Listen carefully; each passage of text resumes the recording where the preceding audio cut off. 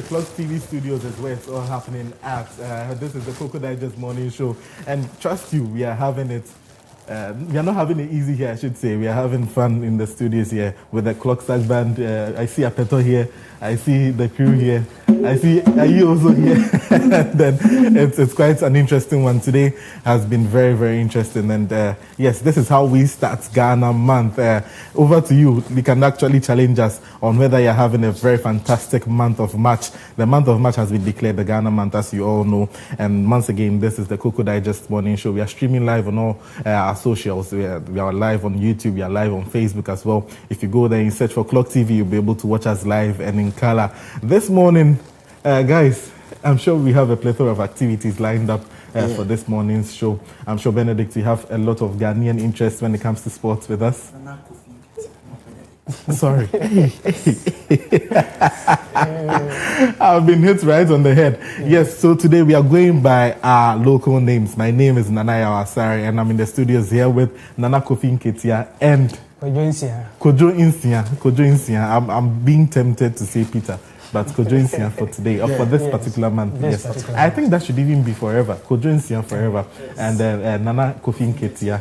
My name is Nanaya Asari. We are the people, or we are the men going to bisect all angles of conversation. The Koko Digest Morning Show is a morning show that keeps you up to date with all that's happening in terms of sports, in terms of entertainment, politics, current affairs. Everything, we cover it, all the angles over here, and that's where it's all at. So we'll be taking a short break, and when we come back, we'll be taking a daily dose of our motivation.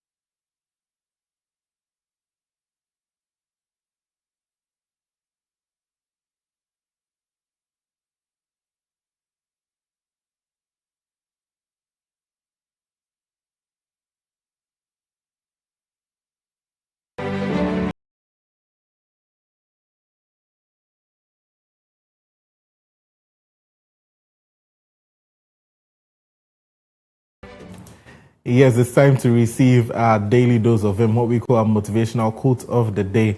And it's coming from, well, I'll let you guess this particular one. I'll try and mimic the person. And he says that probity and accountability must be the foundation of our national life. Probity and accountability must be the foundation of our national. This is how best I'm trying to mimic the person. Who do you think the person is? I'll give you a chance, Benedict. Of course, former President Jerry John Rawlings. He says, probity and accountability must be the foundation of our national life. This is how we start our morning. Peter, what does this particular quote mean to you? Repeat the quote again. Probity and accountability must be the foundation of our national life. I mean, it all boils down to you being, let's say, committed to your country, and then accountability these days has become, something we are all fighting for. Yeah. We are all urging our leaders to be accountable to we, the Ghanaians. And so this quote coming from, the former president, and then we using it in this Ghana month actually says a lot. Because when you listen to the songs of independence, it spoke about unity. It spoke about, how our forefathers laid down their lives in order to give us the kind of country we have currently. And it looks as though most of our leaders are taking it for granted. They don't want to be accountable. And so you being the Ghanaian currently and you holding positions, you have to make sure that you go by what our forefathers actually fought for, because they shed their blood.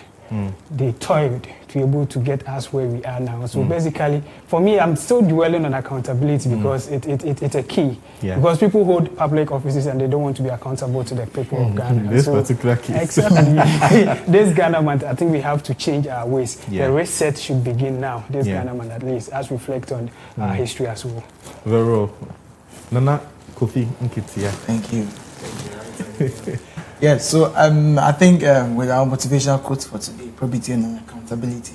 So I'll take it from the angle of being the probity, the word probity. So the adherence of the highest, being honest, the highest order. So this is more like when our former president, late Jerry John Rawlings, was citing this, giving this quote. He was talking about nationals, we being citizens, and being accountable, being honest when we are giving roles, being honest when we are giving positions, positions where we have the upper hand over others, but we are able to be honest with whatever we have. And so if the government has admonished us with very high positions, we are supposed to serve the people of Ghana. We're supposed to serve each other. We are supposed to serve, there's a saying that the best form of leadership is service. So serving people is another form of leadership. You're giving us a quote in today's quote. I mean, it's part of it. The best form of leadership is service. That's a good one. So Jerry John Rawlings was trying to admonish Ghanaian citizens or public officers to be very honest when they are giving positions. And it flows down to the accountability part, being honest in your position, and of course being accountable for the roles you've been assigned to. Being honest and being accountable for the roles you've assigned to, that's coming from Nana Kofi Nketia. Now we'll be taking this particular explanation. This one says that the quote emphasizes honesty, ethical conduct and transparency, which are essential values for building a trustworthy and a strong Ghanaian society. The quote again is, probity and accountability must be the foundation of our national life, from former President Jerry John Rawlings. And we'll move on, and then we'll be going on to our word of the day. We promised that each and every day we are going to bring out a word to make sure that you get to understand it, you get to know the tenets of actual words that we actually live with. We may be going by them daily, but today we'll be delving deeper into them. Our word of the day is, drum roll, patriotism. Patriotism. Patriotism. And the meaning is love and devotion to do something, especially for one's country. Now, patriotism, the meaning is love for and devotion to do something. Love for and devotion to something, I should say. Love for and devotion to something. So, guys, I'll ask you, what are you patriotic about? Can I come to you, Apeto, as well? What are you patriotic about? I'm really patriotic about my position as a Ghanaian. For me to be able to just make sure that cleanliness and at least we should keep our cities and have everything clean. We should be each other's keeper. Thank you. This is coming from Apeto. I just put him on the spot there. He's been able to deliver for us as well. Probity and accountability, and now we are hearing patriotism, love for and devotion to something. Love for and devotion to something. Peter, what do you have love for? And whom are you patriotic about, if I should say? Do you have someone that you're patriotic about, since we have love for and devotion to something? It's Mother Ghana. You see, Mother Ghana. And beyond Mother Ghana is Almighty Allah. Hey. Okay, Benedict. Yes, my brother.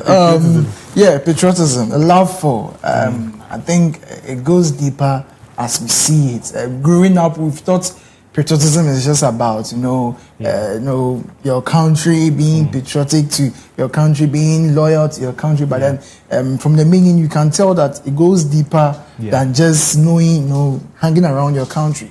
So it is whatever you have found yourself doing. I think it's also a Bible quote. Whatever your hands find doing, you do it well. So Benedict is giving us quotes. He's taking us to church and what's not. Whatever your hands finds doing, do it well. Okay, so I think this is just a part of being patriotic. So whatever you are doing, so your workplace, our musicians here, this is what they do, this is what they love doing. So they do it well, they do it to their core. This is what we do, so we do it to the core. We devote ourselves to what we do, and we are serving our nation, we are serving the people. So, it's all about patriotism. I'm going to put you back on the spot once again, and I'm going to ask you to use the word patriotism in any form. We have the patriot, which is a noun. We have the patriotic. We have the word in its form as patriotic. We have patriotism. We have it in different forms. So I want you to pick any form of that particular word that is patriotism and use it for us. Use it in a sentence. I am patriotic about no. I want to speak about Wachi. Wachi. Yes, but I want to find the best way to bring it about. But then, I mean, that's the idea. That's the idea. That's the idea. Peter, just come. I'm not sure you probably talk about Wachi, but for me this morning I'll be a lazy student. And so I'll just say I'm a patriotic citizen. Yeah, patriotic citizen. Over Wachi, I'm calling you Peter. You responding.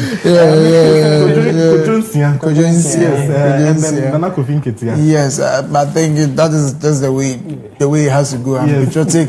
I'm a patriotic citizen. Yes, I'm patriotic to the Wachi country. No, Wachi citizens. Yes. I'm sure. Before you go, I still want to say something today from my heart. Okay. As we're celebrating Ghana Month, and we are here in that beautiful Kente, and we were just listening to sweet melodies and all of that, and so. Our forefathers fought for a Ghana where every citizen could live with dignity, where our nation could be a source of pride and opportunity. Today, the dream is both alive and challenged. We have schools, we have hospitals, we have roads, and freedoms our ancestors fought for. But we also face serious struggles. Corruption erodes trust, neglect costs lives, rivers and forests are being destroyed. Too often, the most vulnerable pay the highest price for selfishness and inaction. Right now, we cannot boast of our beautiful Ankobra River, which was known for biodiversity, tourism, and what have you. Other so many rivers that were so beautiful that our forefathers used to go swim in there, play, and whatever. Now we can't boast of them again because of some selfish, interests of others. We can't even boast of our forest reserves anymore. And so my question this morning is very simple. What kind of Ghana are we leaving behind? Are we protecting the blessings we inherited, or we are letting them slip away? So this Ghana Month, I want each and everyone to choose responsibility over selfishness, service over indifference, and love for our country over personal gain. Ghana is not just a place on the map. Ghana is all of us.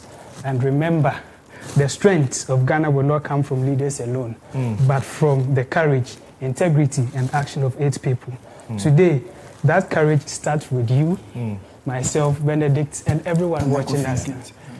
It starts from Nana Kofi Nketia and everyone watching us. Happy Ghana Month. Happy Ghana Month. And this is what Peter had prepared for us. One thing that I gathered from what he was saying was quite interesting. He says that the vulnerable are the ones who pay the highest price. Just think about it. The vulnerable people are the ones who pay the highest price. When it comes to the destruction of our resources, when it comes to the illegal mining, when it comes to the things that deteriorate our living conditions, it is the vulnerable who pay the highest price. So think about it. Whenever you think that maybe you are not part of this whole Galamsey issue, it's not affecting you in any way because you live far away from it, just remember that you are also vulnerable and you may pay a price. That's also another thing that stuck with me from what Peter was saying. Another thing that we should also think about that is beckoning, that is even calling for attention, is the question he asked. Although it was rhetoric, I'm asking the same to you. You can send a response to our WhatsApp number 0500500421. The question is, what Ghana are you leaving behind? What Ghana are you leaving behind? You can send us a message, 0500500421. That's the number that you can send us a WhatsApp message on. We'll be kind enough to actually read your messages. Peter, that was a very good one. And then we'll move on to you talking about the weather. I know that we have to talk about the weather. How is the weather for us today? All right, so the weather today in the southern sector today, this early morning, patches of fog and misty conditions are expected, which actually reduces visibility.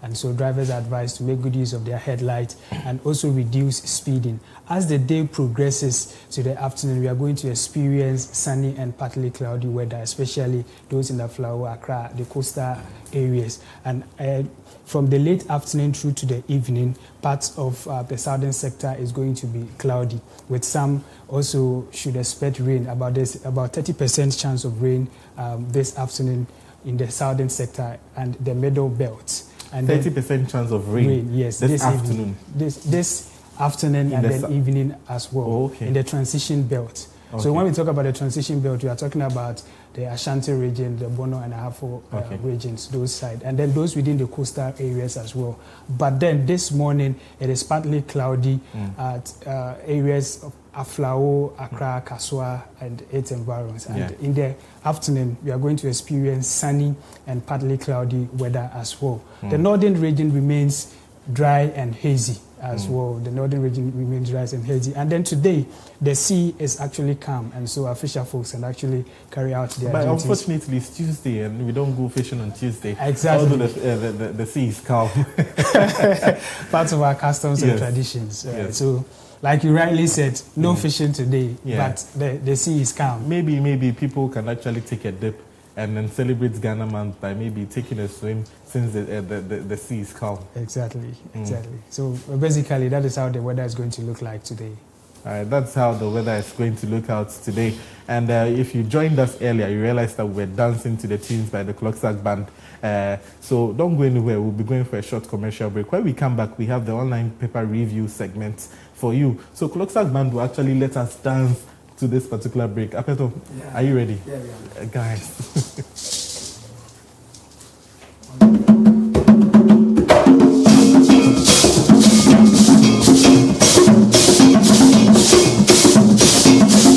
So we'll be right back after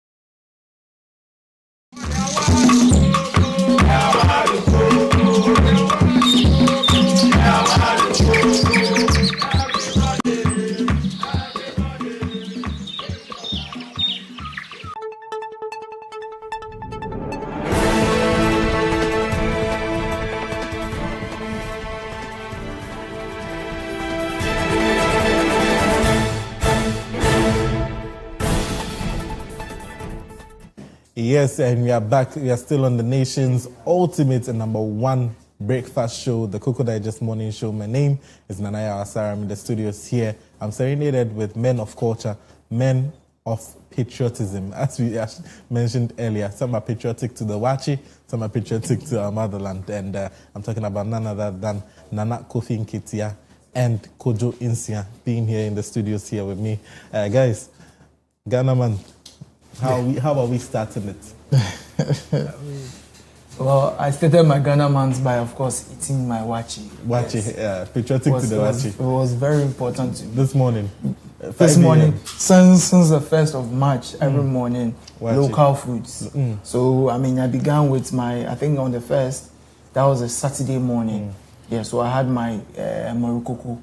Koko. Yes, and then my locally made Kusi. That was it. And then throughout, from then till now, this morning, I had my wachi very early in the morning, because we are in the Ghana month. Nice. Yes, so for me, I didn't start with food, but from Sunday, I started listening to the songs that ushered Ghana into independence. Yeah. So I've been listening to E.T. Mensah's Ghana, Land of Freedom, Ghana, we now have freedom, Tours of the... Yes, no, you have to go back to that particular... Tours of what? The Tours of the brave and the sweat of their labor. Toils of the brave and the sweat of the labor. That's a good one. Yes. Thank you very much. We've been singing it the wrong way. Yes, this is Ghana Man, where we get to have some of these corrections put in place very, very well. And then now we want to start with a very interesting feature. You tell me a little bit about where you come from. Let's highlight where your hometown is, and then let's bring them into the spotlight a bit. Okay. I'll start with you, Nana. Okay. Yes. Thank you very much. So, my name is Nana Kofi Nketia, and then I'm from Latte Equiapim. Yes, from the eastern region. So my dad is in Ashanti. My dad is from Ejura. Yes, one of the places known to be, planting yam. You want the yam. One of the regions known to be planting yam in the Ashanti region. That's Ejura. That's where my dad is from, and my mom is from Latte Equiapim in the eastern region. So our place is one of the coldest. It's not the coldest place because the coldest place is in the Volta. Latte Equiapim Togo range. Yes, it's up there amongst the mountainous arereas. Very cozy. Very cozy. Yes. So that is where I am from. But I spent with the fresh then. But I spent most of my life. Thank you. I spent most of my life in Takoradi. That's where I grew up. I schooled. And all that, and then I've spent some years in Accra. I stayed a little bit in the Ashanti region. I moved to a few months in the Volta region. I've actually explored most of the regions in the southern belt of Ghana. I've been to the Bono, but just for a brief period. Because I know you actually travel to Cape Coast quite often. Yes. So Takoradi, Cape Coast, Accra. So almost all the southern belts. You've actually been there. And then, So I'm yet to explore. Make a fanta. Me kuapem make a asante chi make a kuapem make a fante. The other languages I'm not really that strong in it, but then for fante kuapem chi for latte I'm very strong in it. Wow, that is Nana Kofi Nketia with a brief highlight on where he comes from and where he's actually stayed. You can actually say that you are Mr. Ghana because the Ghana now over to you, Kojo. Yes, so Nana, for me, I did not know my route until yesterday. Yes. That I called my dad and then he told me we're actually from Mampong. Jamasi. I've not been there before. Mampong Jamasi, but I'm told this. Mampong Kumnasi. Yeah. But then, my name is Kojonsia. I was actually named after my grandfather. And so, when I add the Eja Kojonsia, it will be two. It's for elderly people. So, I just shortened Kojonsia. Yes. So, for me too, I grew up in the Bono region and also Nzima. Which part of the Bono region? Badu Tyne District. In the Tyne District? In the Tyne District, Badu in the Tyne District. That's where I grew up. And then I think at the age of 10, 11, I moved to the Nzimaland. Nzimaland. Where precisely? The Elembele district. Elembele district. So that's the Ediama, Enyinase, Axim, Hafasini, and all the then you're used to cold weather. Exactly. Yeah, and then you know my color as well. That's where I got my color from. Yes, Bruni. Yes. So for me, I'm fortunate. So I learned so many things. That place is the fishing, and they are into the plantation of coconuts and then cocoa as well. Yeah. And then there are festivals, the Kundum festivals as well. But when you come to the Bono region too, that time district Badu, they celebrate what they call the Bomtu festivals. And then I remember way back in school, primary school, when it's time for Cultural Day, you sing songs, they tell us about the past. Like there's a song we usually sing, I don't know how to sing it, but when it's time for the Cultural Day, we sing, is it de kwande, de kwande, and jabo for the name de, it's natadi munye miham. Those songs. That's a very good one. Yes. Kwande. Ijabo for Nkwanye Mede. And so natadi munye miham. You've been singing. When it comes to the wisdom of our forefathers, this particular song is actually telling us quite a lot.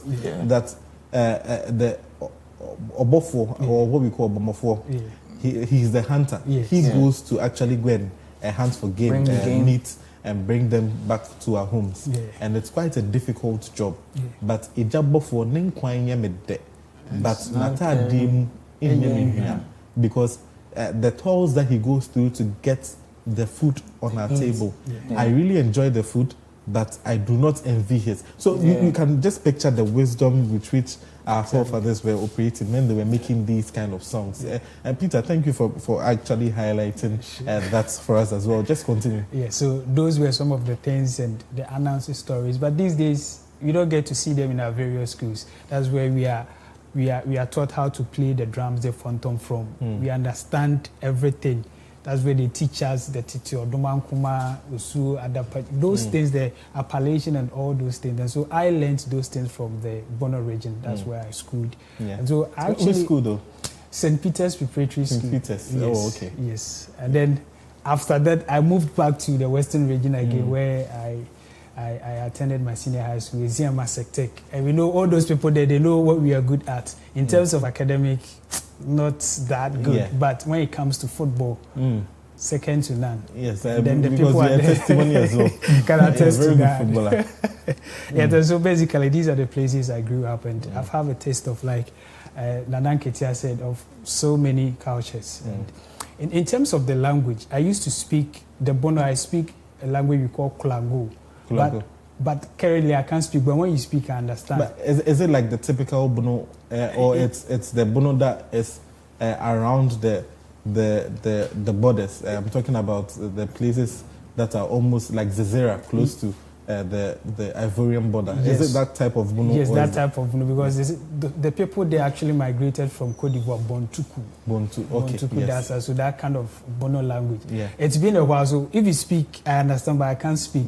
And then the Nzima as well. I used to speak some Nzima, and then the Fante. So I used to speak very good Twi because I stayed a bit too at Sunyantra and all that, but because I wanted to learn the Fante, the Nzima, and then the Bono, it actually mess it up. So when I'm speaking, you wouldn't know where is he actually from, because and that's the beauty of our culture. That's the beauty of our culture, and everywhere people in Ghana tend not to live at one particular place, especially because of how warm we are. You go to you move from wherever you are, you come to Accra, the Ghanaians are welcoming, they obake you very, very well, and then you just settle in. Even though, just imagine, being the capital, a lot of people coming in, it shows how cosmopolitan Accra is and how welcoming the people are. And then after that, you've talked about moving to the western region, moving to the coastal areas. And now even in the north, they are even more welcoming because they open their arms to visitors. They actually treat visitors very, very well. And that is the nature, and that's what has been imbibed in the culture of Ghana. It is something that no one can ever take away from us because it's imbibed through the veins of our belongings. I'm sure we'll be talking about why that is so when we talk about Ghana and our migration from the old Ghana Empire. Sure. Today we have some history for you. It's right here on Clock TV. If you want to find out where I'm coming from, you have to also tell me yours. Send us a WhatsApp message 050-050-0421, 050-050-0421. Let us know where you are also coming from. We are streaming live on Facebook and on YouTube as well. When you go there, you search for Clock TV, you'll be able to watch us live and in HD. So in case you need to leave your TV, you don't need to leave the Koko Digest morning show. Yes, so I'm partly from the Bono region, and I'm also partly from the Ashanti region. The Ashanti region because my father is from the Ashanti region. He's from Asante Bekwai. I'm sure most of us know that. Pramasu to be precise. And then my mom is from Domahinkro in the Bono region. I can for Nade. So I'm a proud Bono with Ashanti blood running through my veins as well. So we have the Bono region, the Domahinkro. We know that we are well known for our eggs. About most of the southern sector have eggs. About 40% of the southern sector have eggs being supplied from the Doma Brekum area. So it's actually very, very a good thing. So that's a little bit about where I'm coming from. Let me know where you're also coming from.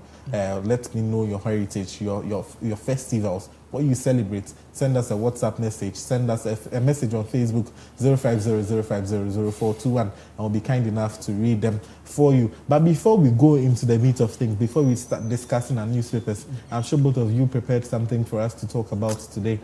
So I'll start with Nana Kofi Nketia. Yes. You're getting the name right. I like that. This morning, unfortunately, I come bearing bad news. So one of the stories I chanced upon this morning has to do back in my region, Western region. I say my region because I'm partly. I mean, you're everywhere. Yeah, I'm everywhere. So yes, it's okay. So one of the stories has to do with Wassa. It's in Wassa, Dankwa. But before you give us the bad news, I know we'll get into it, but I want us to, since it's Ghana month, let's herald some heroes that we've actually talked about. Let's look at some of our history where we actually proud ourselves in. Let's not go straight into the news stories like that. Let's herald some of our heroes. I'm sure you came with 3 wonderful females. Yes. So I decided to speak about our unspoken heroes and then. Particularly the females, the women, the unspoken women that we have in this country. They helped build this country, but then we barely hear about them, we barely speak about them. And then we have the likes of Yasanswa, who is known everywhere. We have Ama Ata Edu, we have a lot of them. But then this morning, I just want to focus on three very important people. First of all, I want us to focus on the woman whose face appears on our 50 peso coin. Yes. So it's a woman, the 50 peso coin. It's a woman, actually. Some people may look at it and be wondering whose face is this? Who is this? And all that. So her name is Rebecca. Rebecca. You have to help me with the Ga. That is my problem. Na Dede.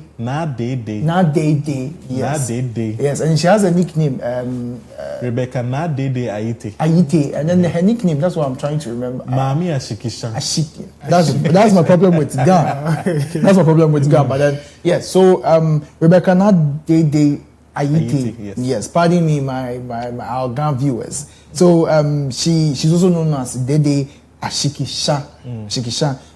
She's a Ghanaian nationalist and a businesswoman who played a major role under Ghana's independence struggle. So she was very prominent under Kwame Nkrumah, the CPP. Yes, she was a businesswoman and she joined the Conventions People's Party, and then she helped when it comes to Ghana's independence. The unfortunate part is that a lot of people don't know about her. We, especially the young people coming up, we see the 50 peso coin. Some people don't even take time to look at whose face is on it.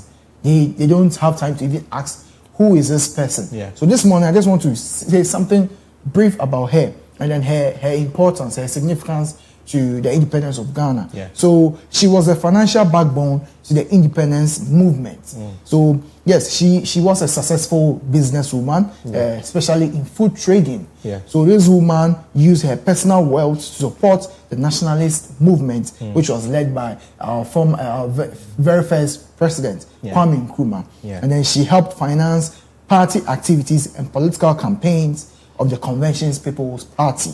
So yes, she was a very important figure. She was very relevant, and she was key in when it comes to the independence of Ghana. Unfortunately, we barely talk about her. Yeah. Yes, she was accorded that recognition by having her face on the 50 peso coin. And I think one of the significant important things we've done for her is also the buses that we see around, the double-decker buses. We call them. We have a name for them. Auntie Dede buses. Yes. So she's the one. She's the one. After. Yes. Auntie Dede. She's the one. She was named. I mean, this was just a passing something just to make her name stick into the minds of people. Yeah. But my problem is the youth of today don't ask about why is this called Auntie Dede. I feel like people are just lazy to information. They think it's just a name that they've just given to it, but then it has a very significant meaning to it.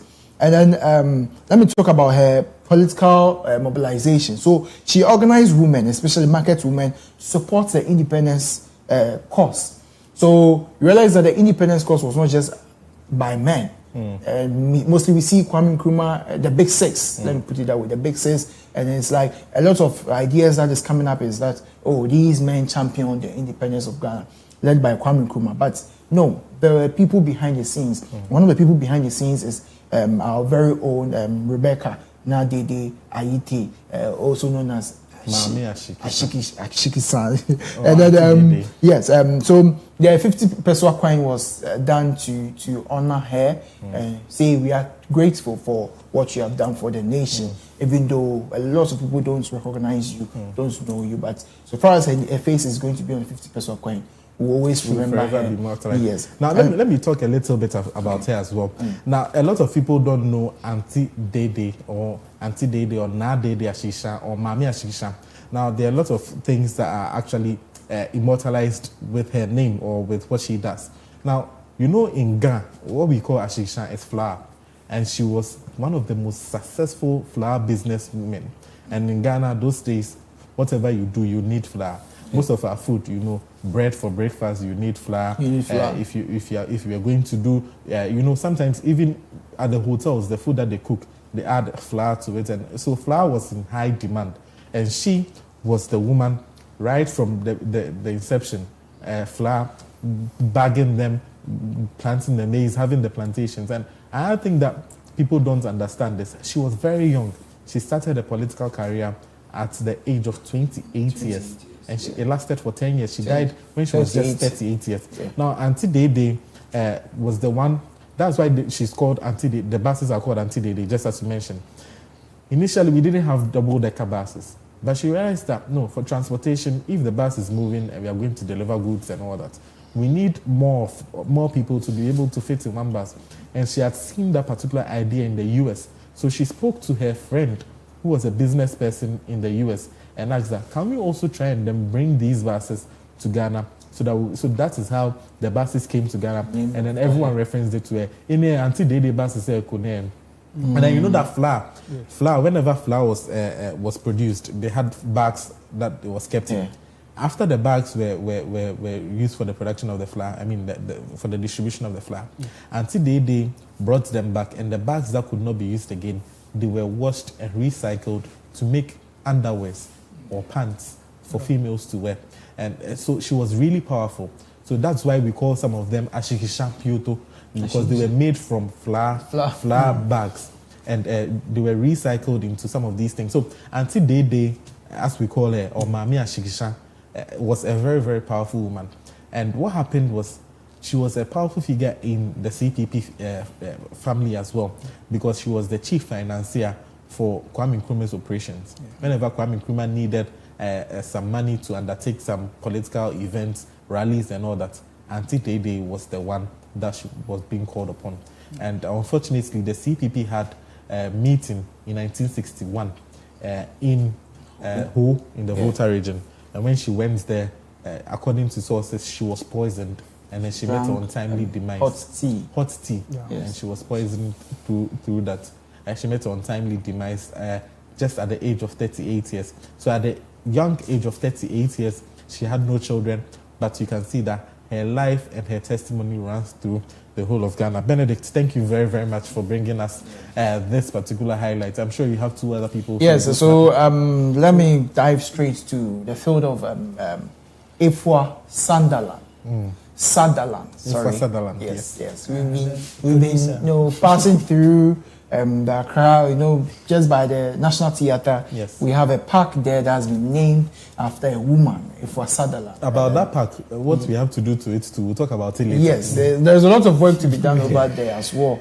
And then most people, pass through there. If you're in a trotro heading towards Accra from Medina, our lights are there, Sutherland car park, yes. Bus stop 1, bus stop 2, and all that. We've all been using it. We all use that route when you're getting into the ministries and all. But how many of us have, decided or have inquired about who is this person? What did she do? What did she do to earn this reward by a park to be named after her? So let me just go straight into her history, a brief history about her. So she was a Ghanaian playwright, poet, educator, and cultural activist whose pioneering work laid the foundations for modern Ghanaian theatre.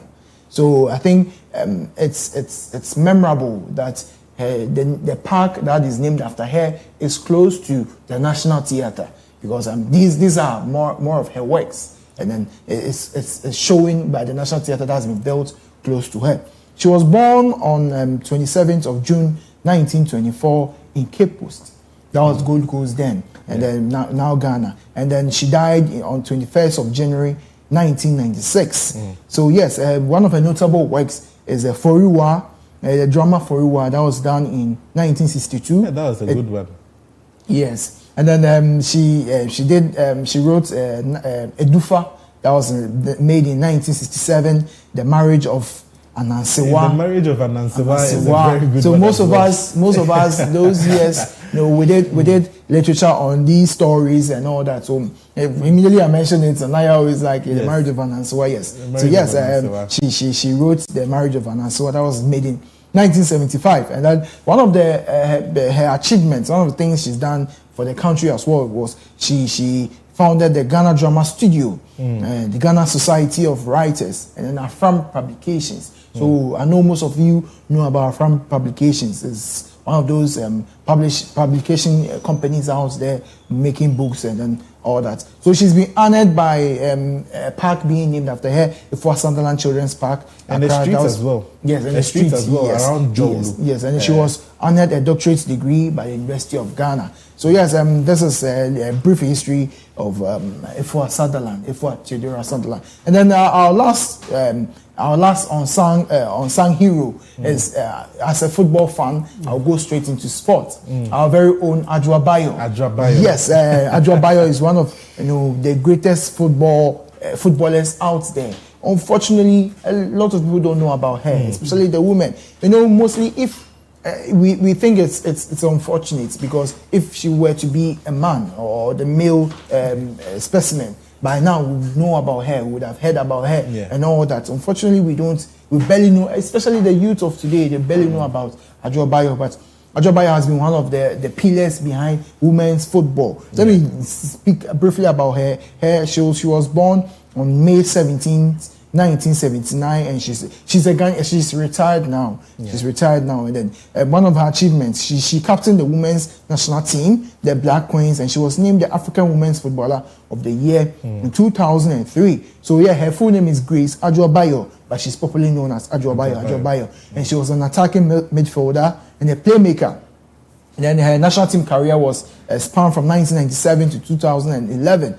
She was the Black Queens captain, and then the major honor she had during her time was the CAF African Women's Footballer of the Year in 2003. So yes, Adwoa Bayo She played international games. She played for FC Indiana, that was in the USA. Yeah. She played for FFUSV Jena, that was in Germany. And then yes, she was actually very, very important in the role of the FIFA World All Stars team. That was that faced China. Yes, so she played in 2007. She played in the FIFA All Stars team that played that faced China. So, talking about 2007, that was actually at the 2007 Women's World Cup.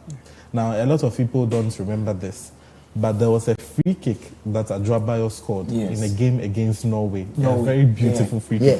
I actually can picture it right before my eyes. I remember. And that etched her in my heart forever. That 2007 free kick that she scored against Norway in the World Cup. What a beautiful goal that was. I would encourage viewers out there, especially the younger generations. You can just go on YouTube. You'll find these videos out there. Go and Google about our past heroes. We have Ifwa Sunderland. We have Mama Na Dede. And then we have Adrabayo. Go back to your roots. Let's learn about our women out there, because they've been very important in the creating or the uplifting of our nation, Ghana. Nana, over to you. Thank you very much, Nana Kofi Nketia. What a beautiful story you have told about 3 women who have transformed Ghana's history in terms of sports, in terms of arts and culture, and in terms of politics. You delved right through all these angles. And over to you, Peter. What do you have for us? What are you challenging Benedict? I mean, Nana Kofi Nketia. I shouldn't say Benedict. What are you challenging? He's giving us beautiful stories. And then, I mean, very interesting. You can take us further back in history, can't you? Exactly. So I'll take us from the old Ghana Empire to democracy now. The old Ghana Empire. So yes, people have been asking why the name Ghana, where did it originate from, and why did the people of Gold Coast choose the name Ghana. So I want us to go through it. Yes. So why the name Ghana? The Ghana Empire, also known as Wagadu, flourished between the 8th and the 11th century. It was one 8th and 11th century. Yes, that's a long time ago. It was one of Africa's earliest great civilizations, built on gold trade, taxation, and centralized authority. The title Ghana meant warrior king. The title Ghana meant warrior king, symbolizing strength, discipline, and leadership. So the empire controlled trans-Saharan trade routes and proved that Africa had advanced systems of governance long before European contact. So the name Ghana, or the title Ghana, meant warrior king, which symbolizes strength and discipline and leadership. And so people ask, why did the people of Gold Coast choose the name Ghana? Although the ancient Ghana Empire was located present-day Mauritania and Mali, leaders of the Gold Coast adopted the name Ghana in 1957. The choice was deliberate, a rejection of colonial identity and a celebration of Africa's historic pride, power, and unity. And that's why most people say that the first prime minister, the first president of Ghana was like an icon. He was actually fighting for Africa, united Africa, but not Ghana alone. And so even before the arrival of the Europeans, we had kingdoms. We have kingdoms. So between the 14th and the 19th century, powerful indigenous states such as the Ashanti Empire, Dagbon, and Akwamu emerged. And so when we talk about the indigenous empires, we talk about the most powerful one, the Ashanti Empire, and we go on and on and on. History tells us, and then we even talk about the Fanti people. When we talk about the 3 warlords, the Osono or Dapajan, and I've forgotten the other name. Oson or Dapajan. Don't worry, I'll get it. Exactly. I'm trying to remember. Yes. Wow. So in 1471. Europeans, actually arrived in Ghana, the Portuguese. They were led by Don Diego da Zambuja. And they were sent by Prince Henry the Navigator. Exactly. Social studies. Ogruman Kuma, Odapajan, and also the 3 warlords. Yes. Yeah, so interesting. They were sent by The name again? Prince Henry the Navigator. The Navigator, and they were led by Don Diego da Zambuja. Exactly. This one, we are doing a quick one. So in 1471, Portuguese traders arrived on the coast of present-day Ghana in search of gold. This marked the beginning of sustained European contact, trade competition, and eventually foreign control. Ghana's natural wealth attracted opportunity, but also exploitation. Now, fast forward, the first European castle, Elmina Castle, which was built in 1482, between the 16th and the 18th century, forts and castles along the coast became holding centers during the transatlantic slave trade. Millions of Africans were forcibly taken away, making these sites lasting symbols of pain, memory, and resilience. And I'm glad that we're talking about tourism. Yeah. And then these are some of the things that, during the year of return, foreigners, from people in the diaspora, we'll the be talking Caribbean, about tourism all that came. on our Exactly. main discussion. Exactly. And so, fast forward, we had the British colonial rule between 1874 and then 1957. So in 1874, the Gold Coast was formally declared a British colony. Colonial rule introduced railways, schools, Christianity, and civil service systems. But so it was also until 1864 that we started seeing Christianity and all the other religions. 1874 Yes. coming into Ghana, Exactly. railways and all that. Schools, hospitals, Christianity, and what have you. Interesting. Yes. But also imposed economic exploitation and political exclusion. These contradictions strengthened nationalist movement and resistance, since they identified that Ghana was a source of gold. And so fast forward, we had the 1948 Accra riot. Now, on 28 February 1948, unarmed ex-servicemen protesting peacefully in Accra were shot by colonial police. The incident triggered nationwide riot, exposed colonial injustice, and accelerated constitutional reforms. The movement marked the true beginning of Ghana's final push towards independence. Because of time, so these are the people that were there. We have Sergeant Ajete, we have Private Odati, and then we have Atipu. Corporal Atipu. All these people were the ones we are talking about. Exactly. The 28th February riots, which happened right around the castle, the Christianborg Castle crossroads, where we have the Independence Arc or Independence Square at the moment. So the 28th February riots happened right at that place. And a lot of people don't know the background to that story, but because you've mentioned it, let me just give a little bit about it before you move on. All right. The 28th February crossroads, it was when these ex-servicemen, they led their compatriots. They didn't go there alone. They led their compatriots because they had gone to serve the British government in World War II. And then they had come back. World War II, mind you, ended in 1945, 24th February 1945. So they came back and then they said, we are now in 1948. You still not paid us. 3 years afterwards, we left our children, left our families, and went to fight for you. We've come back. Give us our pay now. You always tell us stories.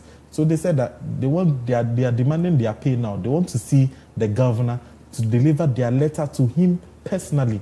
That is all they were demanding for. And then when they were stopped by the security at the entrance of the castle, and they said they wouldn't allow them with all their people to go and then send their demands to them. So they wanted to take it.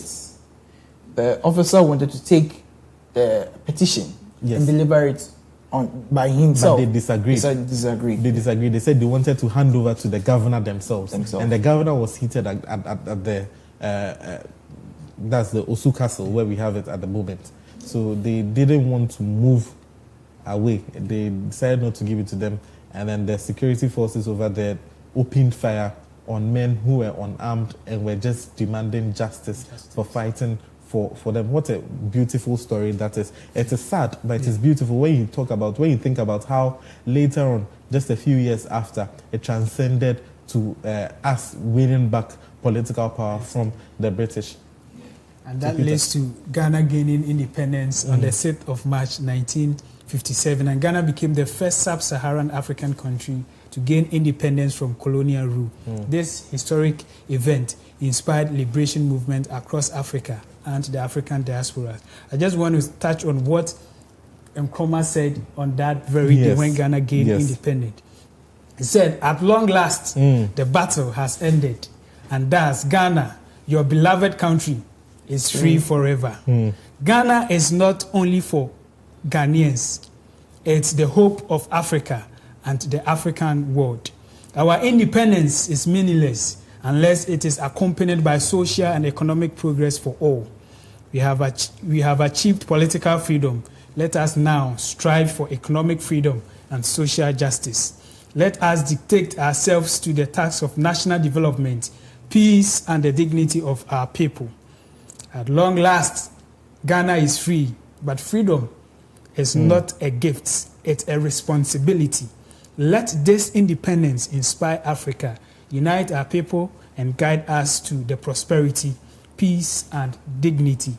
What caught my attention is, but freedom is not a gift, it's a responsibility. Freedom is not a gift, but it's a responsibility. No, this man was one of the wisest people to have ever existed. Yes. Interesting. And so, on 1st July 1960, Ghana became a republic, ending all constitutional ties to the British Crown. The country now had a Ghanaian president as head of state, completing full political sovereignty and self-governance. And then democracy today. After years of military interventions between 1966 and 1992, Ghana returned to constitutional rule with 1992 Constitution, launching the Fourth Republic. Since then, peaceful elections, respect for the rule of law, and democratic stability have positioned Ghana as one of Ghana's leading democracies. Interesting. You guys have actually made our day. I'm sure most of our viewers are watching and then they would want to contribute. If you remember any of the women that we talked about, Auntie Dede, aka Mami Ashigishan, we also have Ifwa Sutherland, and we also have as well Adwabayo. If you remember any of them, then you can send in your messages to us. If you remember any pivotal point in history that we may have missed, you can also draw attention to it by sending us a message on WhatsApp 0500500421, and we'll be kind enough to read them for you. Also, now we want to prove whether you are Ghanaian. You are really, really Ghanaian. We have some images that we'll be bringing on the screen, and I'm going to put it to the test as well. Once you see the image, you have to pinpoint that this particular thing relates to this. We'll do that quickly before we go into our newspaper segment. So if the production team is ready, they can actually drop the first image, which is... Yes. How do you call this? What is the English name for this particular thing? I think we'll call it an earthenware bowl. Yes. Apotoyewa. I don't have a problem with the English because we are in a Ghana man, so English is for them. But me say a friend Apotoyewa. Na eba fante beka de asanka. Asanka. Thank you. So what's the name of the thing that you use? That is the brown one. Tapoli. Okay. What do you say? No, but that's true though. That's true. That's true. Interesting. If you have another name for this thing on our screen, send us a message on WhatsApp 0500500421. Tell us what you call it in your name, in your language, I should say, or you can actually tell us how you call it in English. We'll be kind enough. We want to learn from you as well. So send us messages 0500500421. And what's the next image, production team? So the next image should be on our screen shortly. Yes, but before okay, yes, it's here. What do you think this is? It's Alewa. Alewa, it is Peter. Peter has proven that he's Ghanaian. This particular topic, most of our parents and their parents as well, this was their delicacy. Exactly. Now you see Alewa, there's even a song about it, Alewa, black and white. It's interesting. This toffee, I don't know how it was made, but it was so savory. When you put it in your mouth, you forget about all your troubles. Yes, I'm trying to recollect those times, high school. I mean junior high. Yes, I remember these toffees were on high demand because when you close from school, everybody's rushing to this particular woman.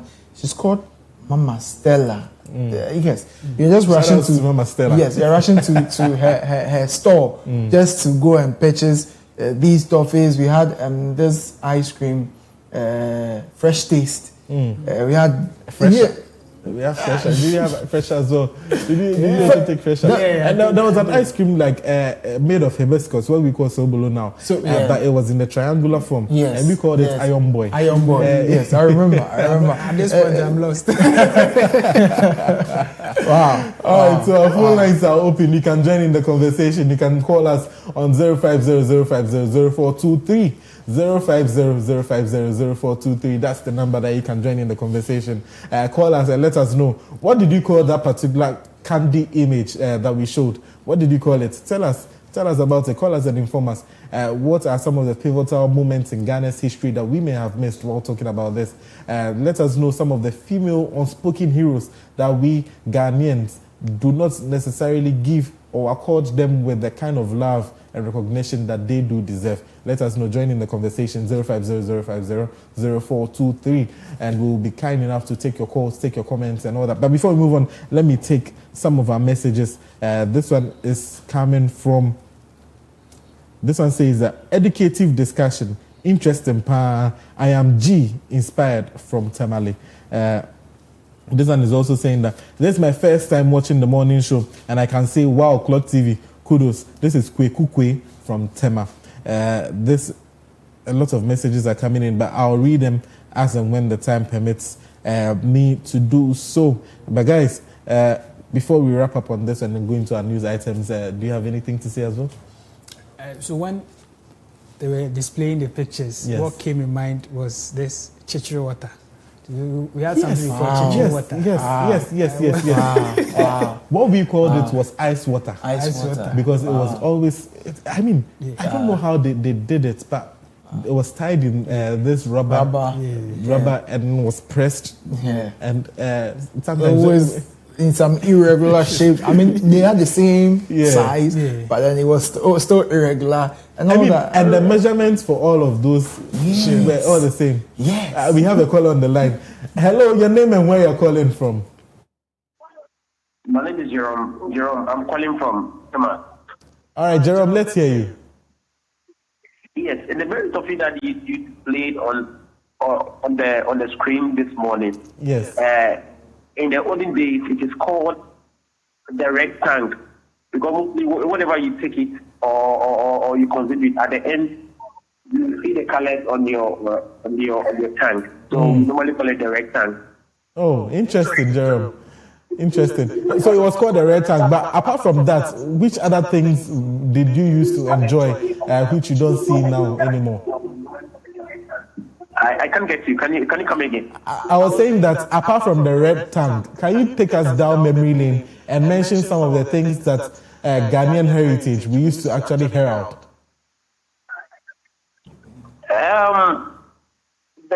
If I quite remember, there is one biscuit that the Evers normally do. Oh. It is in a flat scone. It is called Yes.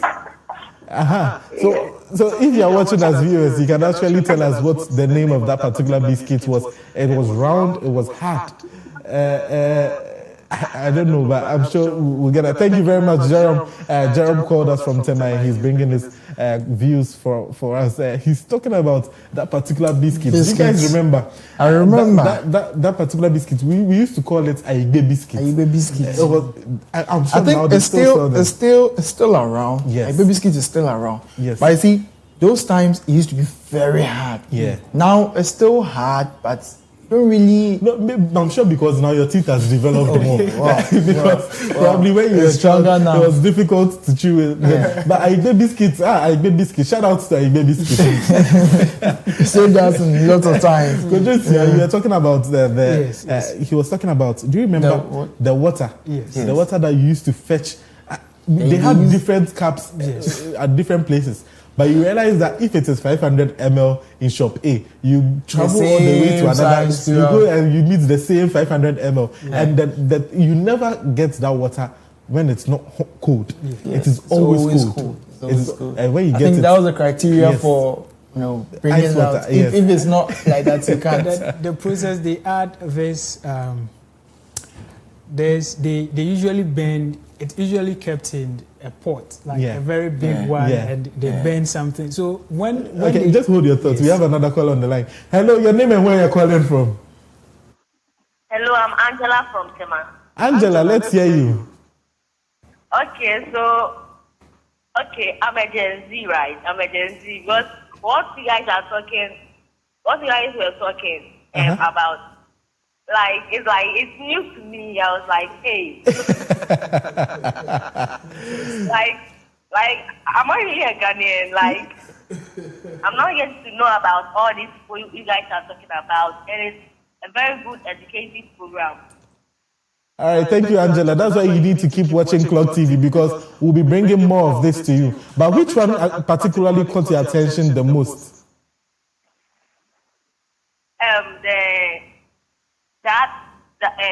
About the storyline. The storyline about the women. Auntie Dede. I've never heard Auntie of Dede. Oh, Mami Ashikisha. Then today you've learned. So that is also Abigail calling us from Tema, telling us that she's learned a lot from the show today. Abigail, keep watching us on Clock TV. We have a lot more coming up in this Ghana month for you. Peter, yes. I mean, Kojincia. Yeah, so I was talking about how the Gen Zs need to tune in and then watch this particular thing. I think we should do an extensive program for Mami Ashigishan and just to highlight her importance to Ghana's history because a lot of people do not actually aside her, other women too, because we need to highlight on these women and their significance because we need to let people know these ladies were very important for us and we need to honor them. Exactly. Very, very true.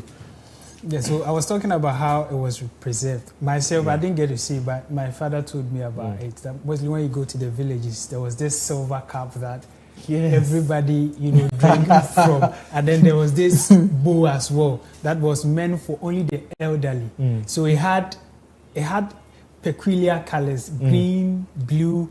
It was meant for the rich people actually those times. And talking about the silver cup, when you drink water from that silver cup, it tastes different. It's different. The water is never warm in it. The water is always cool. It is always cool in the silver cup. Do you remember that? I remember those times, refrigerators were more like a luxury. Yes. You don't have, you need to have a certain amount of money to own a refrigerator. But those times, having a pot in your house, in your home. I remember we used to have this very big pots where a silver covering a flat. Just put a pin in that. Yes, 5. Just put a pin in that. We have another call on the line. Hello, your name and where you're calling from? I'm Samuel. I'm calling from Koko. Yes, let's hear you, Samuel.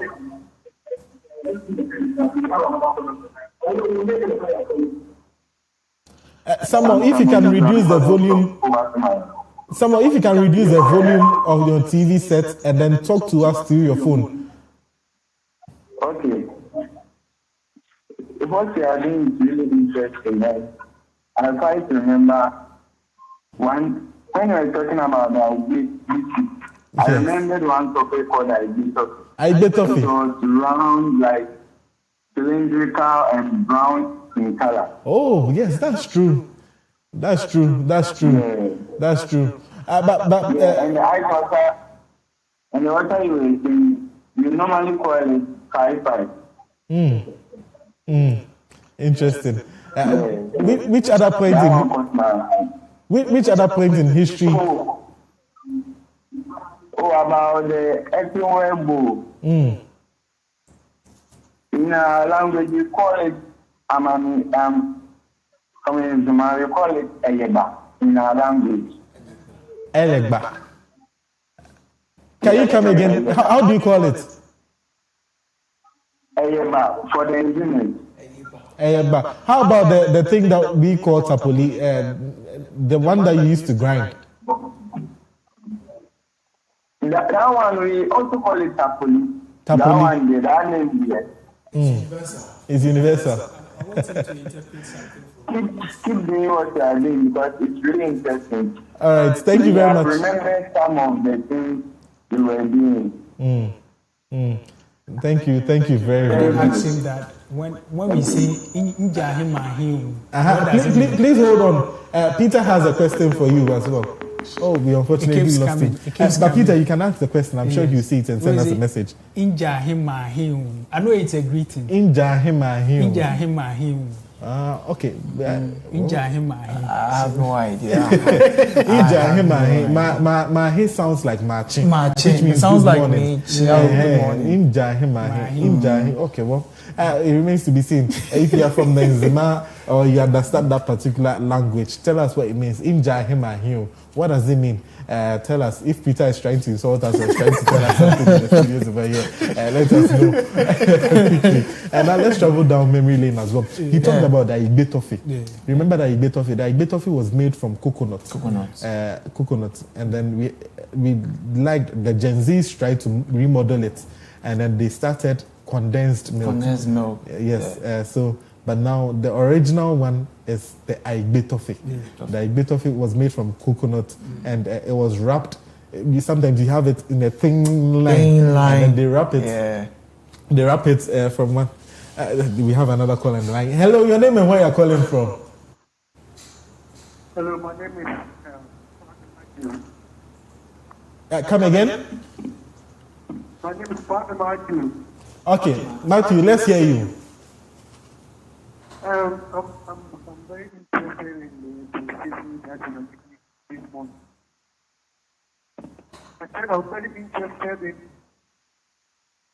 I'm very interested in the conversation that we are having this morning. All right, thank you. Because I'm a history student. But one I remember is the Apotoyewa. I'm a country guy. Apotoyewa. Apotoyewa. Yeah, and the one that you made the call attack. Yeah, Peter, you mentioned attack.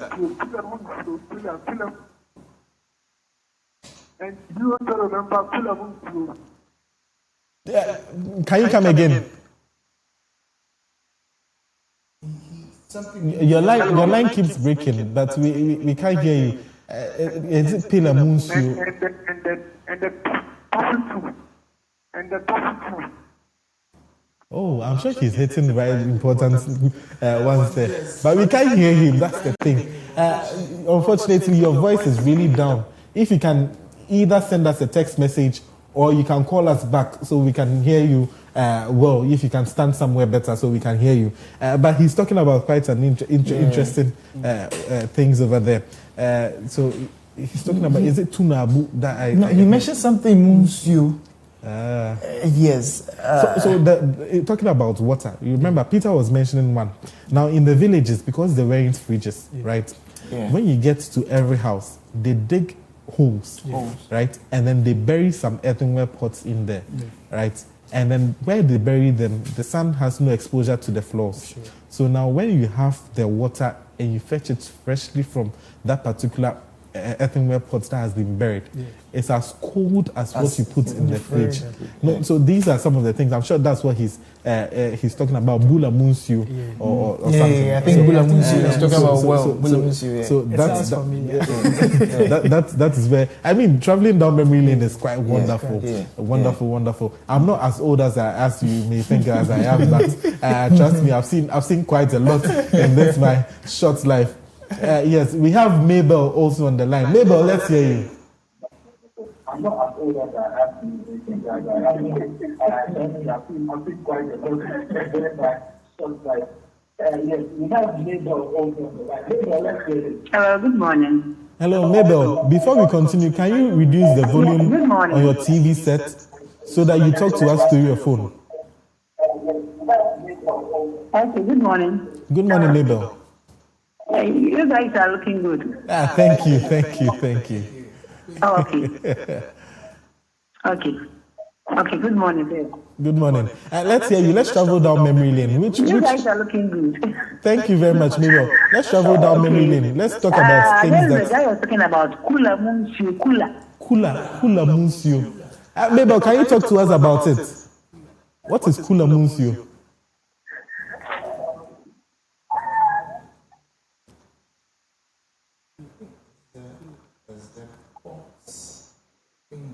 Kula Munsu is like Kula it was made by clay.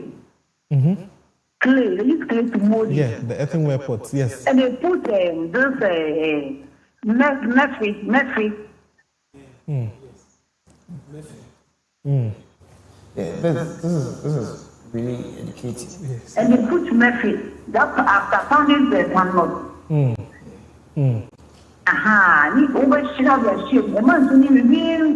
Oh, interesting. So let me tell you, Kula Monsieur. All right, thank you very much, Mabel. But please, if you call us. We don't use ice block, no ice block. No ice block.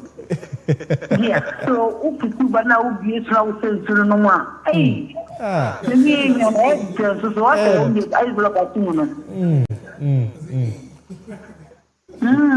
That's delicious. All right, thank you very much, Mabel. Now, so what we have to do is that we have to tell our callers, if you call us and then you are joining the show, please make sure that you turn the volume on your TV sets down. You can turn the volume on your TV sets down and you talk to us through your mobile phone. If you talk to us through the TV set, you are going to hear delayed response. You are going to hear maybe some 5 seconds, 10 seconds delayed response. But if you talk to us through the phone, everyone watching will be able to join in the conversation, the fun conversation that we are having. Let us know. Travel, take us back down memory lane. Let us know what you think about some of the things that we've mentioned. We've seen the Kula Munsio talking about the method that you actually put in the earthenware pot and pour the water inside to preserve it. And then when you fetch it, it smells good and it tastes good. That is it. So, Benedict, Kula Munsio. So at this point, what we have on our screen is what the Kula Munsio, how it looks like. Wow. So the earthenware pot, and then we have the method inside, and then water is fetched from it. Exactly. So once you get the water from it, you realize that one num edukuru munsu, one num Kula Munsio. Interesting. Benedict. So, I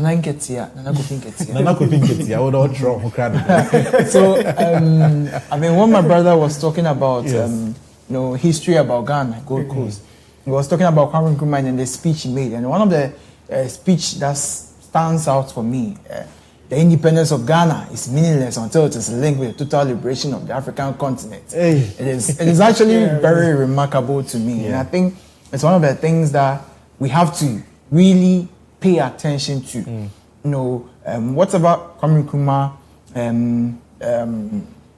Auntie Rebecca, Nadede, and then her colleagues, the people of CPP, and all that, whatever they did wasn't just about Ghana, wasn't just about Gold Coast, it was about everybody. It was about the whole of the African continent. So I think we have to do more for ourselves and by ourselves. And then there is more that needs to be done. There is more that needs to be done as citizens, as people of cultural heritage. We have very rich cultures. When we look at when Aisha Speed came to Ghana, he made us, he gave us an exposure to a lot of things that many people did not even know about their countries. And an example is Ghana. Many people did not know about the shea butter industry. Korea. Those people didn't know about it. And then, ever since he came and then he left, the cream or the pomade I've been using every time is the shea butter. Yes, I've dropped every other pomade I use and I'm just using shea butter. It wasn't because I wasn't using, I was, but I didn't really feel like I had to really patronize this. But then I felt like, no, this is important. This is Ghanaian. I need to invest my money into Ghanaian made products, and that is the Nkuto.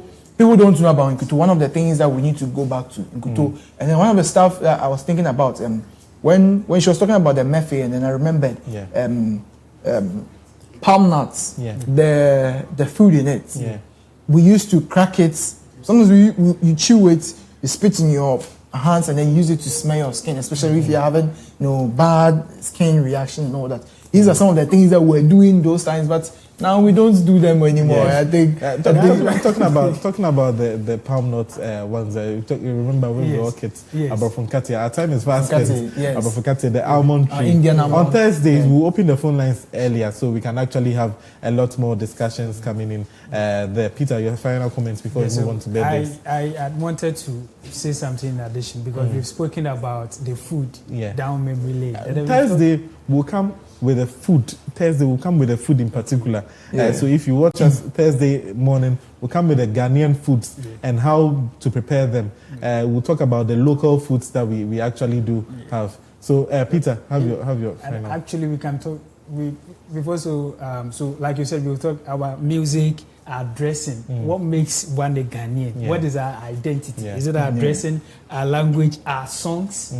Or the history alone. And so, I mean, it's quite interesting. So I think we will talk about that when we talk about the hairstyles, the lifestyle, fashion at those times. Because currently, when you see some of the pictures, you just laugh because the kind of fashion sense at that time was kind of peculiar. And so I think we should also dive into that and know the reason why they were wearing those how significant those styles were during that time and what have you. So I think, like you said, our time is fast spent. So I wanted to mention some hairstyle there, but let's just end it here and continue. All right, so we'll end it right here and then we'll continue because it's time for the birthday segments. Let us know. You can actually send in your birthday wishes and requests, and then we'll be kind enough to share them for you. So now the birthday that we have is from.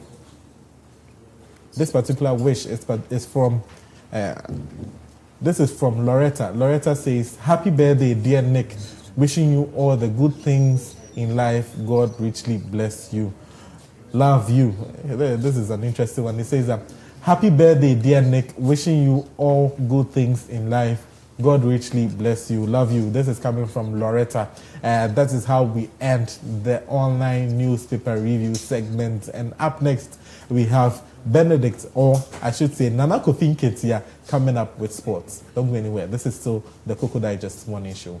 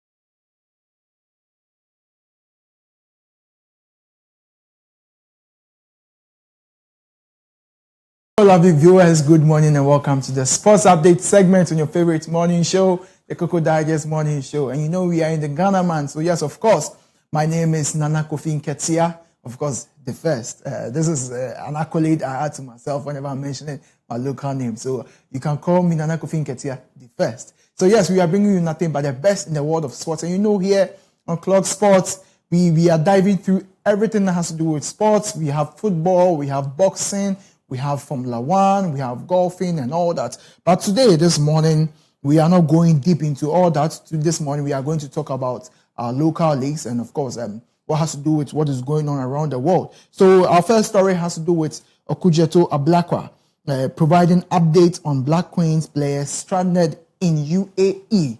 So yes, we have a pressing issue that is happening all around the world.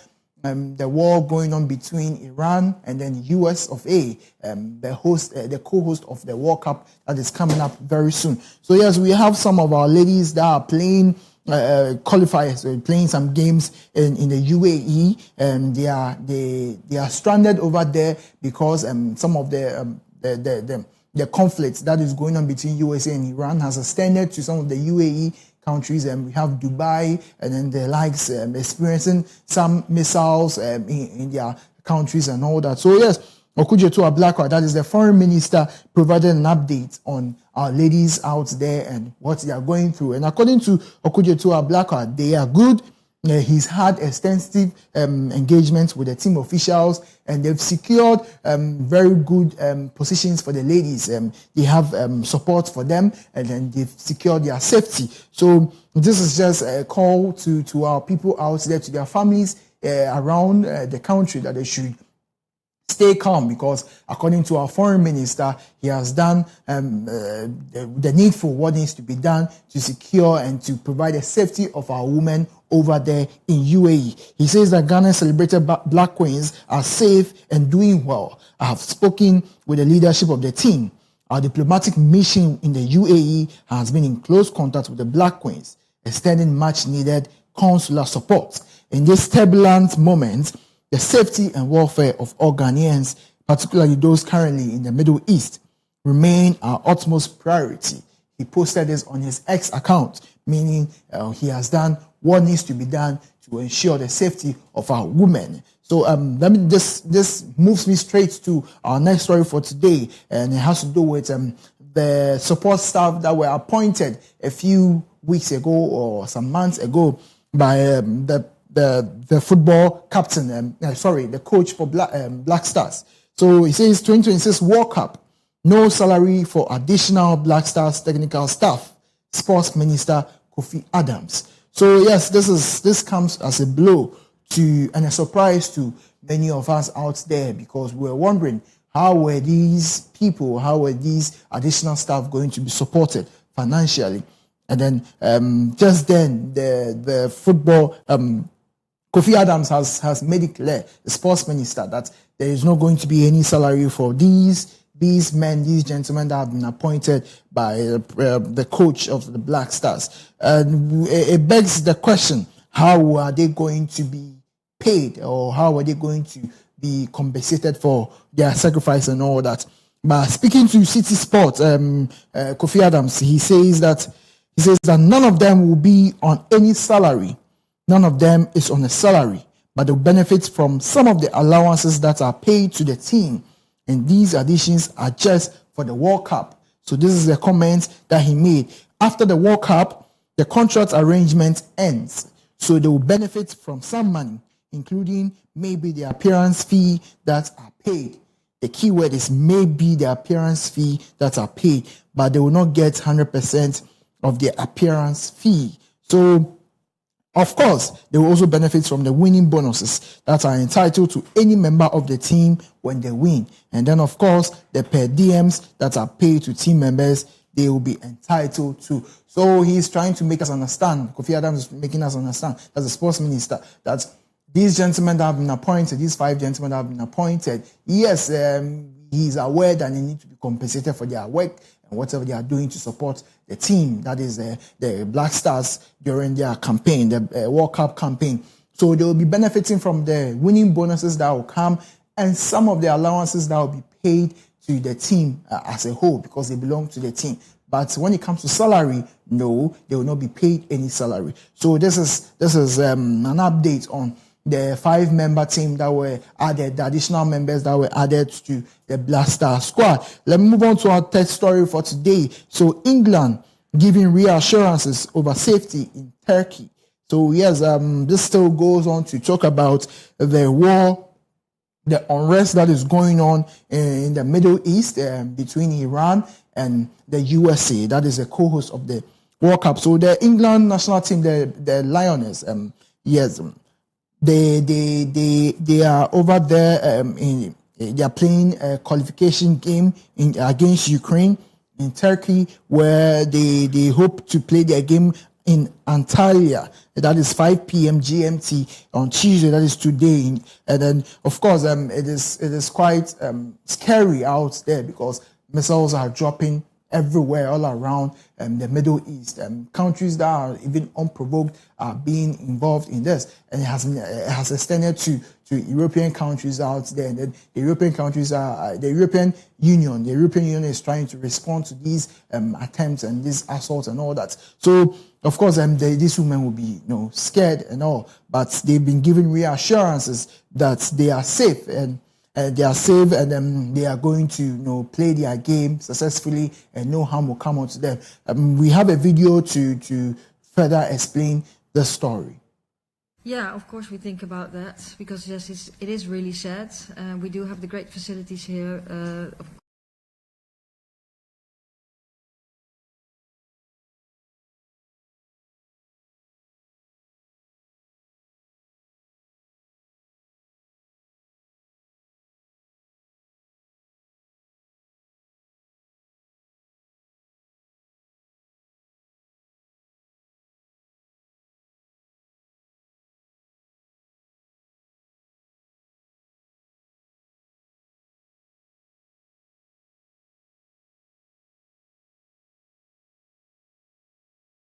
So that was the manager of the Lioness, manager Sarina Bergman, who has reassured that the team, they are safe and all. Let me move on to our next story. That is the last story for today.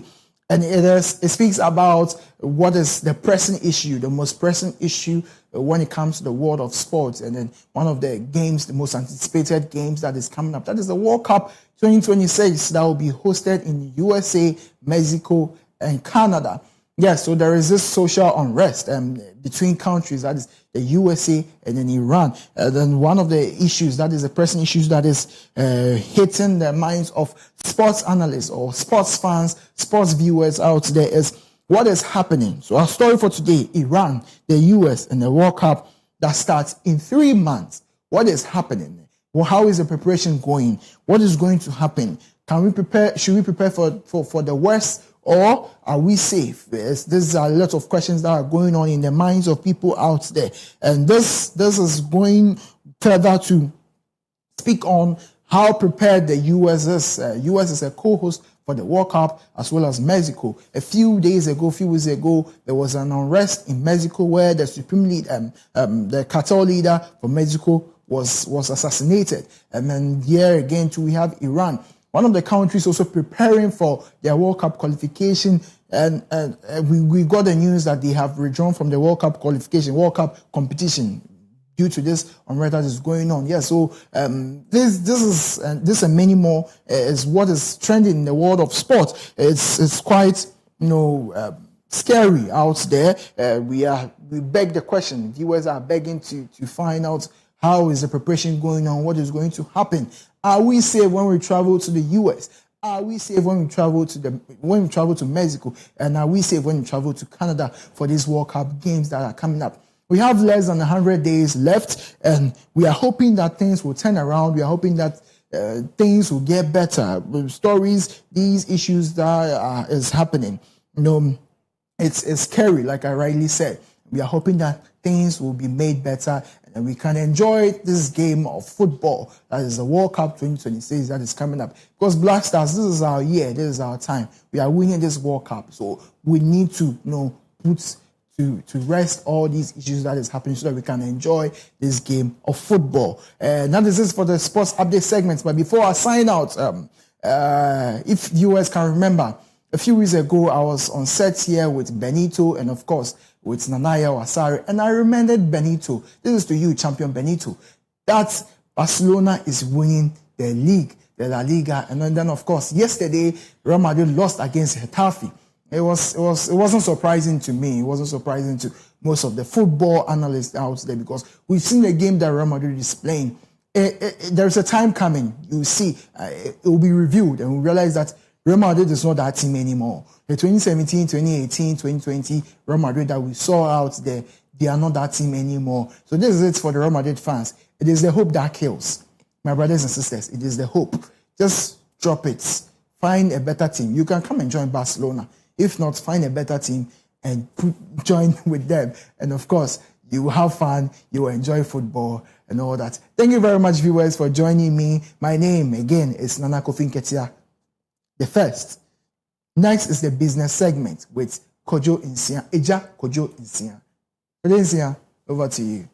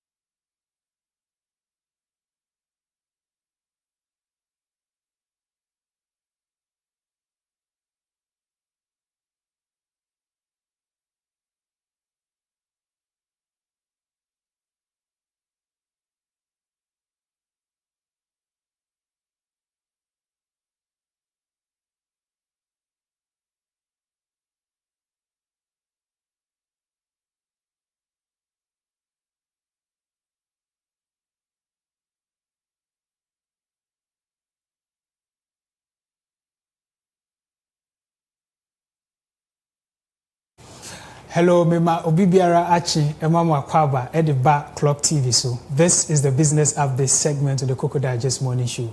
I am Kojo Insia. Now to our stories. Last week's Treasury bill auction drew strong investor interest, with bills totaling 14.82 billion Ghana cedis against combined target of 5.81 billion Ghana cedis. The Bank of Ghana accepted 8.8 billion Ghana cedis and turned away roughly 6.01 billion Ghana cedis, effectively taking 3.0 billion Ghana cedis, more than planned. This produced an oversubscription rate of 115.33% and pushed yields to their lowest point in over 30 years. Breaking down the bits, the 91-day bill attracted 6.83 billion Ghana cedis, of which 3.74 billion Ghana cedis was accepted. The 182-day tenure received 2.83 billion Ghana cedis in bits, with 1.52 billion Ghana cedis accepted. And the 364-day bill drew 5.17 billion Ghana cedis, from which 3.54 billion Ghana cedis was accepted. Yields fell across all maturities. The 91-day rates dropped 113 basis points to 5.32%. The 182-day rate declined 121 basis points to 6.97% from 8.18%, and the 364-day rate is 44 basis points to 9.76% from 10.21%. For the next auction, the Treasury has set a total target of 5.68 billion Ghana cedis across the three maturities. Away from Treasury bills, MTN Ghana remitted 10.5 billion Ghana cedis in direct and indirect taxes in 2025, up from 8.6 billion Ghana cedis a year earlier, as the operator delivered strong financial performance and boosted returns to shareholders. Scancom PLC audited full-year results shows profit after tax surged 55.9% to 7.8 billion Ghana cedis from 5.03 billion Ghana cedis, and earnings per share rose to 0.59 Ghana cedis. Grew 36.2% to 24.4 billion Ghana cedi, led by gains in data and mobile money. EBITDA increased 43.5% to 14.7 billion Ghana cedi, lifting the EBITDA margin by 3 percentage points to 60.1%. Data revenue expanded significantly. Active mobile money users climbed 12.3% to 19.3 million, and total mobile subscribers rose 9.2% to 31.2 million. The company spent 6.4 billion Ghana cedi on capital projects, including 4.6 billion ex-lease to widen network reach, increase capacity, and upgrade IT systems. The board has proposed a final dividend of 0.40 Ghana cedi per share, up from 0.24 Ghana cedi, payable April 2026, and expects Ghana's improving macroeconomic backdrop to support continued robust growth and healthy margins. On to our last story, Ghanaians may face renewed pressure at the pumps as global oil prices surge after recent attacks on commercial vessels near the Strait of Hormuz have driven oil prices sharply higher, raising the prospect of renewed fuel price pressure in Ghana.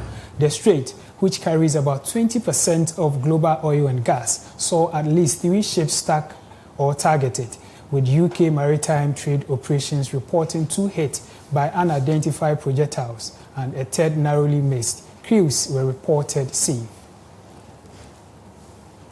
Iran has warned vessels against transiting the corridor, promoting many ships to anchor and slowly movement at the Straits entrance amid safety concern and rising insurance costs. The unrest follows a escalatory strike by Iran in response to US and Israeli actions, unsettling energy markets over potential supply interruptions. In early Asian trading, oil jumped more than 10% before easing, with Brent above $76 and US crude near $70. Ghana, reliant on imported refined fuels, will face higher bomb prices, increased transport fares, and broader inflation if disruption persists. Although OPEC agreed to a small output increase, analysts say it may not fully counter sustained supply shocks. And that's it for the Business Update segment on the Koko Digest Morning Show. I am Kwadwo Nsia. Up next is the main segment with Chairman Otitnani Nanayao Asari. Stay tuned.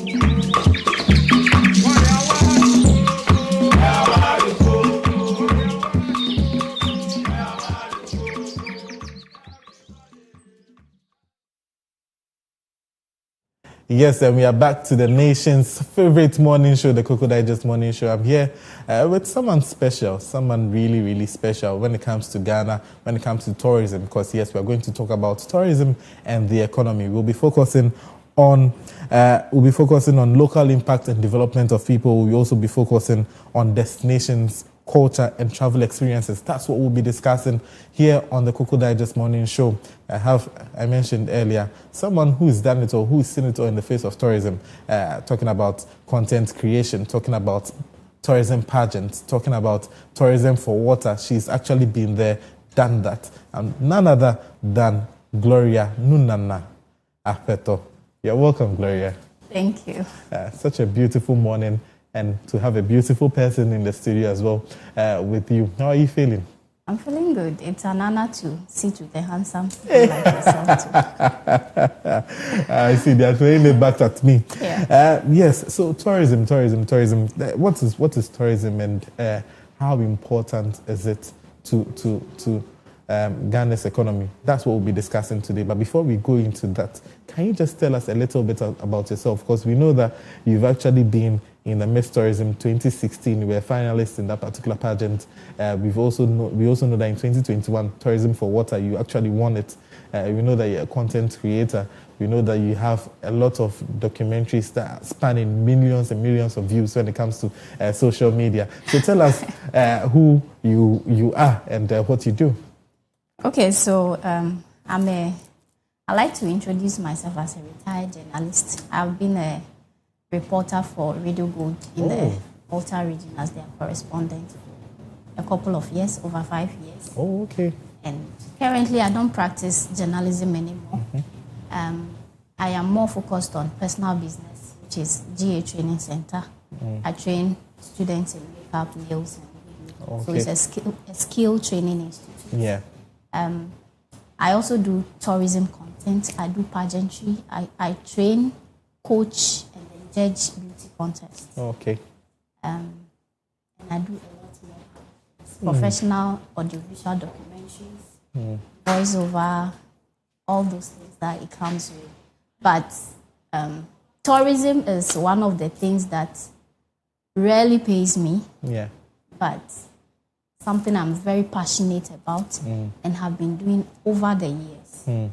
And now I want to take it as a business. So let's take it back, because you're talking about tourism. Miss Tourism 2016, what happened?